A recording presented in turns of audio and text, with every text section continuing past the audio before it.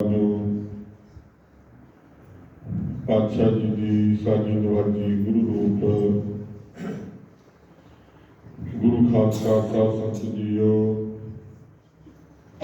ਵੱਡੇ ਭਾਗਾਂ ਵਾਲੇ ਹੋ, ਅੰਮ੍ਰਿਤ ਵੇਲੇ ਤੋਂ ਪਾਤਸ਼ਾਹ ਜੀ ਦੇ ਹਜ਼ੂਰ ਹਾਜ਼ਰੀਆਂ ਭਰਦੇ ਹੋ।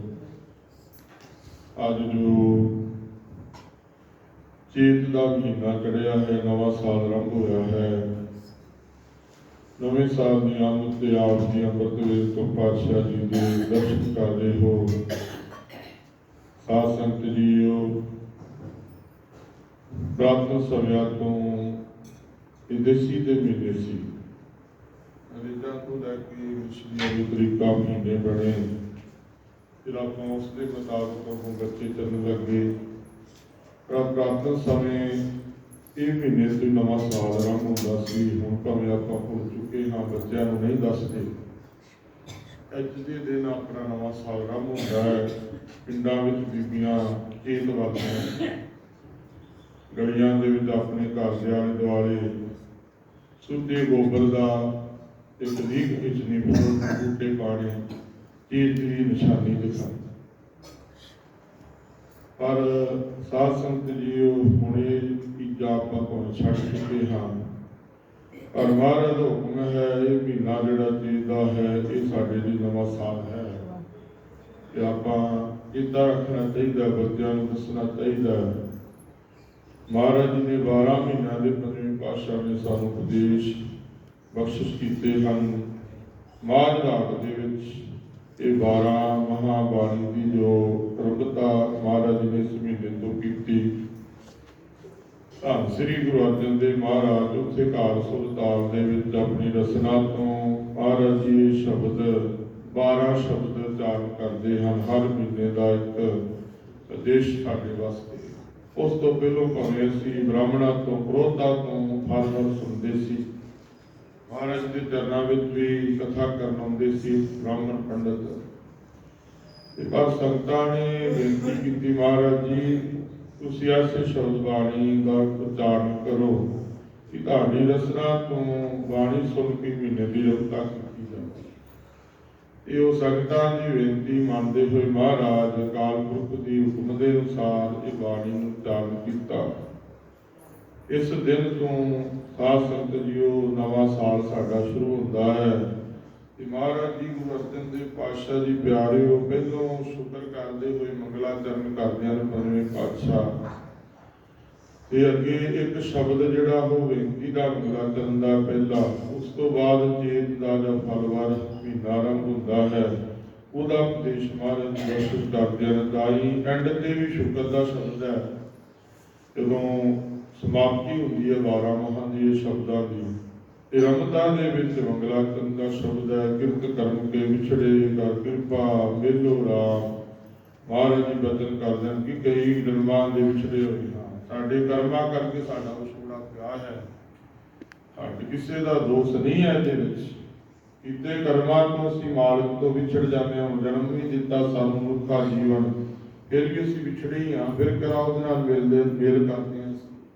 ਤੇ ਸਾਨੂੰ ਅਵਸਰ ਦਿੱਤਾ ਮਹਾਰਾਜ ਨੇ, ਸਮਾਂ ਦਿੱਤਾ ਹੈ ਜ਼ਿੰਦਗੀ ਦੇ ਸਵਾਸ, ਮਨੁੱਖਾ ਜੀਵਨ, ਪਰ ਫਿਰ ਵੀ ਅਸੀਂ ਮੇਲ ਨਹੀਂ ਬਣਾ ਸਕਦੇ। ਇਸ ਪ੍ਰਥਾਏ ਭਗਤ ਰਵਿਦਾਸ ਜੀ ਵੀ ਬਚਨ ਕਰਦੇ ਹਨ, ਬਹੁਤ ਜਨਮ ਵਿਛੜੇ ਥੇ ਮਾਧੋ, ਇਹ ਜਨਮ ਤੁਮਾਰੀ ਲਿਖੇ। ਕਹਿੰਦੇ ਜਨਮ ਤੁਹਾਡੇ ਲਿਖੇ ਹੈ। ਇਹ ਜਨਮਾਂ ਦੇ ਮਾਧੋ ਜੀ ਸਾਡਾ ਵਿਛੋੜਾ ਪਿਆ ਹੋਇਆ ਸੀ, ਪਰ ਅਸੀਂ ਪੜ੍ਹਦੇ ਤੇ ਜ਼ਰੂਰ ਆ, ਪਰ ਮੰਨਣ ਨੂੰ ਤਿਆਰ ਨਹੀਂ। ਸਾਡਾ ਮਨ ਗਵਾਹੀ ਨਹੀਂ ਪਾਉਂਦਾ, ਮਨ ਵਿਆਜ ਹੋ ਜਾਂਦਾ ਹੈ। ਜੇ ਹੁੰਦੇ ਵੀ ਆ ਗੁਰੂ ਚਰਨਾਂ ਵਿੱਚ ਮਨ ਨਹੀਂ ਹਾਜ਼ਰ ਹੁੰਦਾ। ਜੇ ਕਿਤੇ 2 ਮਿੰਟ ਵਾਸਤੇ ਹੋ ਵੀ ਜਾਂਦਾ, ਫਿਰ ਹੰਕਾਰ ਪੈਦਾ ਹੋ ਜਾਂਦਾ ਸਾਨੂੰ ਕਿ ਸਾਡੇ ਵਰਗਾ ਕੌਣ ਹੈ।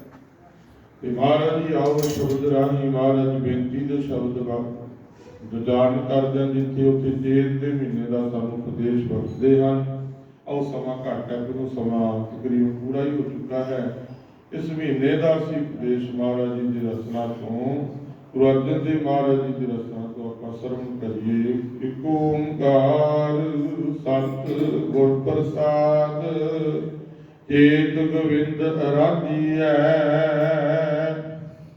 ਹੋਵੈ ਆਨੰਦ ਘਣਾ, ਸੰਤ ਜਨਾ ਮਿਲ ਪਾਈਐ। ਰਸਨਾ ਨਾਮ ਭਨਾ। ਧੰਨ ਸ੍ਰੀ ਗੁਰੂ ਅਰਜਨ ਦੇਵ ਸਾਹਿਬ ਜੀ ਮਹਾਰਾਜ ਪੰਜਵੇਂ ਪਾਤਸ਼ਾਹ ਸ਼ਾਂਤੀ ਦੇ ਪੁੰਜ ਨਾਮ ਕੇ ਜਹਾਜ਼ ਸਤਿਗੁਰੂ ਜੀ ਬਚਨ ਕਰਦੇ ਹਨ, ਜਿਹਨੂੰ ਅਸੀਂ ਪੰਜਾਬੀ ਚ ਚੇਤਰ ਦਾ ਮਹੀਨਾ ਕਹਿੰਦੇ ਹਾਂ। ਇਹ ਮਹਾਰਾਜ ਦੀ ਗੁਰਮੁਖੀ ਦੇ ਮੁਤਾਬਕ ਚੇਤ ਦਾ ਮਹੀਨਾ ਹੈ। ਤੇ ਮਹਾਰਾਜ ਜੀ ਕਹਿੰਦੇ ਚੇਤ ਦੇ ਮਹੀਨੇ ਚ ਗੋਬਿੰਦ ਅਰਾਧੀਏ, ਮਾਲਕ ਨੂੰ, ਧਰਤੀ ਦੇ ਮਾਲਕ ਹਰੀ ਨੂੰ, ਪਰਮਾਤਮਾ ਨੂੰ ਜੇ ਰੱਦ ਨਾ ਕਰੀਏ ਤੇ ਮਨ ਦੇ ਵਿੱਚ ਘਣਾ ਆਨੰਦ ਪੈਦਾ ਹੁੰਦਾ ਹੈ। ਘਣਾ ਆਨੰਦ ਹੁੰਦਾ ਹੈ ਕਿ ਜਿਹੜਾ ਖਤਮ ਹੀ ਨਾ ਹੋਵੇ। ਸੰਸਾਰੀ ਆਨੰਦ ਹਨ ਜਿਹੜੇ 2 ਸਕਿੰਟ ਦੇ, 4 ਸਕਿੰਟ ਦੇ, ਪਤਾ ਹੀ ਨਹੀਂ ਕਿੰਨੇ ਕੁ ਆਨੰਦ ਸੀ ਜਿਨ੍ਹਾਂ ਨੂੰ ਅਸਲੀ ਮੰਨ ਲੈਂਦੇ ਹਾਂ। ਜੀਵਾ ਤੋਂ ਥੱਲੇ ਜਾ ਕੇ ਕੂੜਾ ਬਣ ਜਾਂਦੇ ਹਨ। ਜੀਵਾ ਤੱਕ ਹੀ ਉਹ ਸਹਿਮਤ ਹੁੰਦੇ ਹਨ ਆਨੰਦ ਦੇ। ਜੀਵਾ ਤੇ ਰੱਖਣ ਵਾਲੇ ਆਨੰਦ ਹਨ, ਉਹ ਜੀਵਾ ਤੱਕ ਹੀ ਸਹਿਮਤ ਹਨ। ਇਹ ਕਹਿ ਦਿੰਦੇ ਆ ਕਿ ਬੜਾ ਆਨੰਦ ਹੈ ਭੋਜਨ ਖਾ ਕੇ, ਪਦਾਰਥ ਖਾ ਕੇ, ਪਰ ਉਸ ਤੋਂ ਥੱਲੇ ਕੂੜਾ ਹੈ। ਅੱਖਾਂ ਦੇ ਆਨੰਦ ਹਨ, ਕੰਨਾਂ ਦੇ ਆਨੰਦ ਹਨ, ਕਿੰਨੇ ਆਨੰਦ ਹਨ। ਭਾਈ ਸਾਹਿਬ ਦੀ ਕਥਾ ਸਾਨੂੰ ਦੱਸਦੀ ਹਨ ਰੋਜ਼।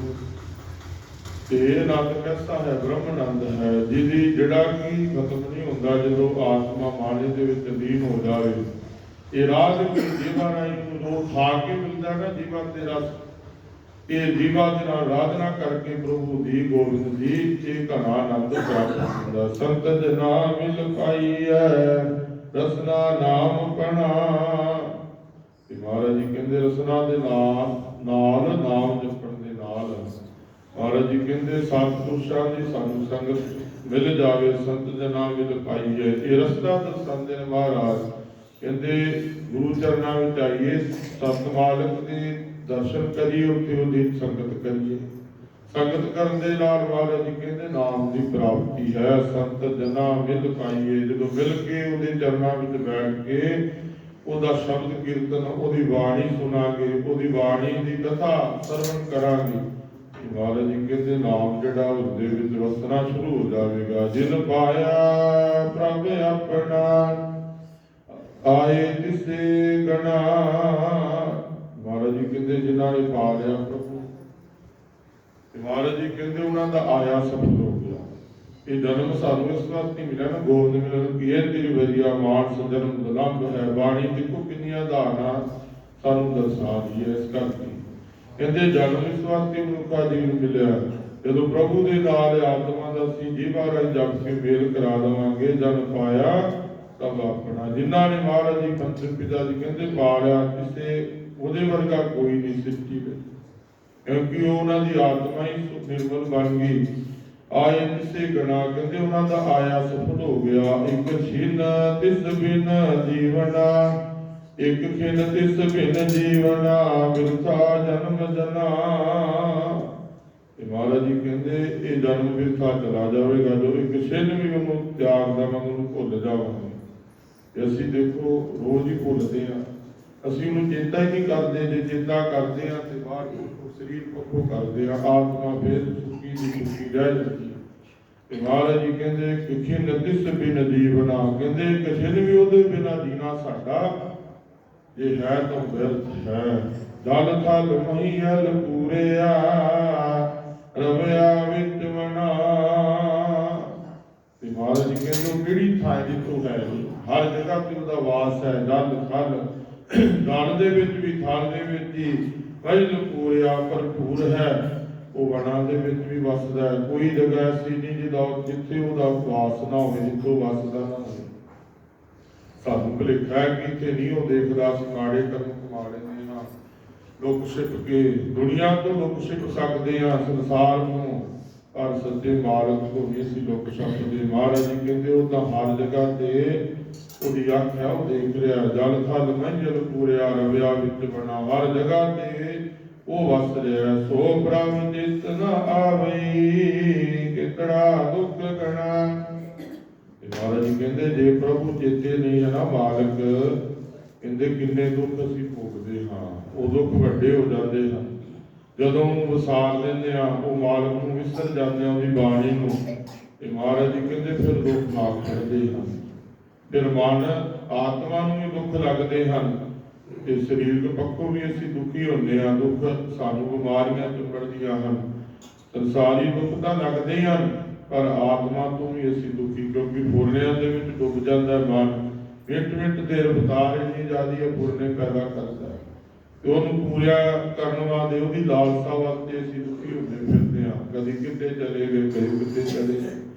ਸੋ ਪ੍ਰਭ ਚਿਤ ਨਾ ਆਵੀ ਕਿਤਰਾ ਦੁੱਖ ਗਣਾ। ਕਿੰਨੇ ਦੁੱਖ ਅਸੀਂ ਜ਼ਿੰਦਗੀ ਦੇ ਵਿੱਚ ਇਕੱਠੇ ਕਰਦੇ ਹਾਂ। ਜਿਨੀ ਰਾਵਿਆ ਸੋ ਪ੍ਰਭੂ ਤਿੰਨਾ ਭਾਗ ਮਨਾ। ਇਹ ਮਹਾਰਾਜ ਜੀ ਕਹਿੰਦੇ ਜਿਨ੍ਹਾਂ ਨੇ ਉਹਨੂੰ ਚੁੱਪ ਲਿਆ, ਰਾਵਿਆ, ਉਹਨੂੰ ਮਾਲਕ ਨੂੰ ਧਿਆਰਿਆ, ਜਿਨ੍ਹਾਂ ਭਾਗ ਮਨਾ, ਉਹਨਾਂ ਦੇ ਵੱਡੇ ਭਾਗ ਹਨ। ਮਹਾਰਾਜ ਜੀ ਕਹਿੰਦੇ ਉਹਨਾਂ ਦੇ ਮਸਤਕ ਦੇ ਭਾਗ ਚੰਗੇ ਹਨ ਜਿਨ੍ਹਾਂ ਨੇ ਪ੍ਰਭੂ ਨੂੰ ਜਪ ਲਿਆ। ਅਸੀਂ ਉਹਨੇ ਆ ਗੁਰੂ ਸੰਗਤ ਵਿੱਚ ਜਪਦੇ ਹਾਂ, ਸੁਣਦੇ ਹਾਂ ਬਾਣੀ ਦੀ ਵਿਚਾਰ ਨੂੰ, ਸ਼ਬਦ ਕੀਰਤਨ ਨੂੰ, ਤੇ ਸਮਝ ਲਓ ਕਿ ਚੰਗੇ ਭਾਗ ਹਨ। ਚੰਗੇ ਭਾਗਾਂ ਦੀ ਨਿਸ਼ਾਨੀ ਹੈ ਉਹਦੇ ਕੋਲ ਆਉਣਾ, ਮਾੜੇ ਭਾਗਾਂ ਦੀ ਨਿਸ਼ਾਨੀ ਹੈ ਉਹਦੇ ਤੋਂ ਦੂਰ ਚਲੇ ਜਾਣਾ, ਉਹਨੂੰ ਵਿਸਾਰ ਦੇਣਾ, ਭੁੱਲ ਜਾਣਾ। ਹਰ ਦਰਸ਼ਨ ਕੋ ਮਨ ਲੋਚਦਾ, ਨਾਨਕ ਪਿਆਸ ਮਨਾ।